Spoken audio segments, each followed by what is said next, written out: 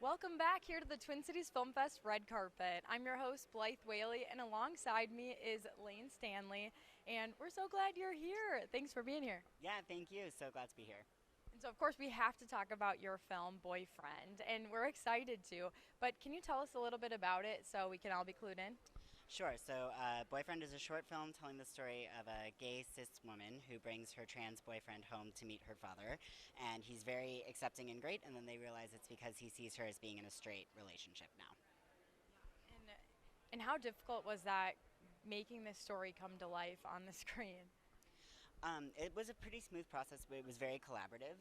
So my co-writer and director Rebecca Marquardt approached me with a very open idea about the kind of intersection of queerness and seen or being seen that we might explore, and then we brought in actors from there and kind of talked about how these issues arise in all of our lives, when it's meaningful to be seen and when it's painful not to be seen, and why.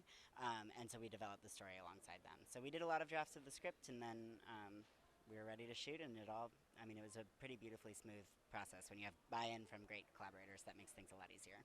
I know it's a team effort. But everyone when they're stepping up to the plate, I'm glad to hear it went so smooth because that's not always what happens. There's sometimes some crazy stories. But what was maybe an awesome story that you took away from that project? I think something that has been meaningful for me has been actually how much we've been in the South with this film.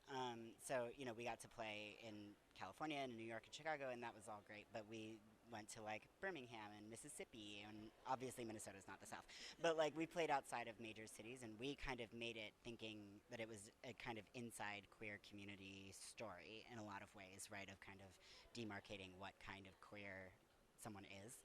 Um, and we like at no point did we explicitly say that the boyfriend is trans. You just kind of like figure it out, and so we were like, okay, this might mostly play at queer festivals and things like that. And then that just hasn't been the case, and people have been resonating with the small changes that the father makes and the way that we kind of like figure out how to have these more nuanced conversations with each other, and that's been really lovely.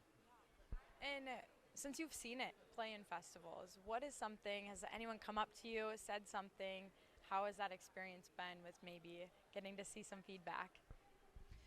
Yeah, I think it's always a joy to get to connect with audiences around a piece, and I think a lot of people feel it. We can get a little polarized right now, right? That's not new, I don't think.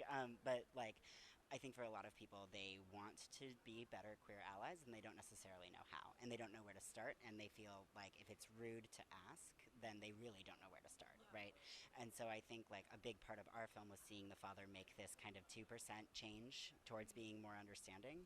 And so a lot of people I think that have had, I think queer and trans people have enjoyed the story, but um, a lot of people in older generations or who are parents or trying, aspiring allies of queer people have responded to it as just seeing like what's a model for like what's that first step that you can take towards better understanding of an experience you don't have yet. Yeah, and I'm really glad that you brought that up because it's interesting thinking about how many people watching right now could be thinking that same thing. And so I know that you just mentioned one idea of how somebody could maybe come alongside or be that ally, but do you have any other tips or anything else that you would want to share on this platform that might help people who are struggling with that and trying to figure out how to work around?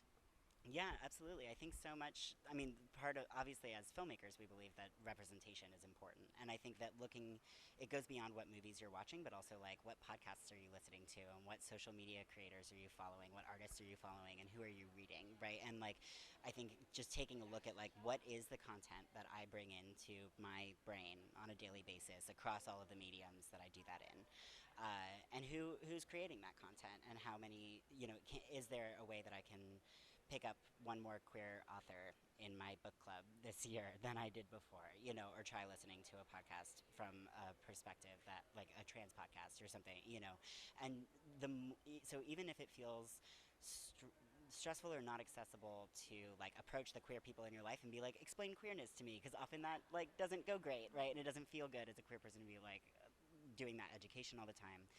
There's so much content out there being made, whether it's short films, whether it's books or articles, that you can just start finding people who are publicly putting themselves out there in that way, and just sit with it and see how it starts to shape it and broaden your perspective.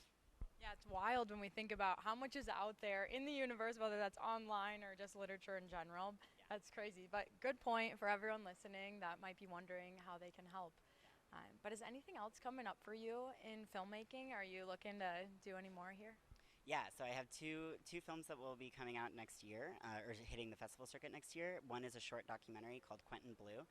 It's about a band formed by men serving life sentences in San Quentin in 2014, and then reformed when 3 were paroled to the same sober house in Compton in 2020. So we're going to get to show that film inside of San Quentin in January, and then we'll be starting to play festivals shortly after that. And then the other is my second feature film is called T, and we shot it incrementally over the lead actor's first 2 years on testosterone. So we'll refer to it as like boyhood for gender transition. And so we just, after 2 years of filming, wrapped that in July. So it's a fiction film, and I'm deep in the edit of that, and so that'll come out, probably at festival sometime next year as well. Well, it sounds like you've been busy, but this is exciting. Obviously, your film going to be showing here in just a little bit.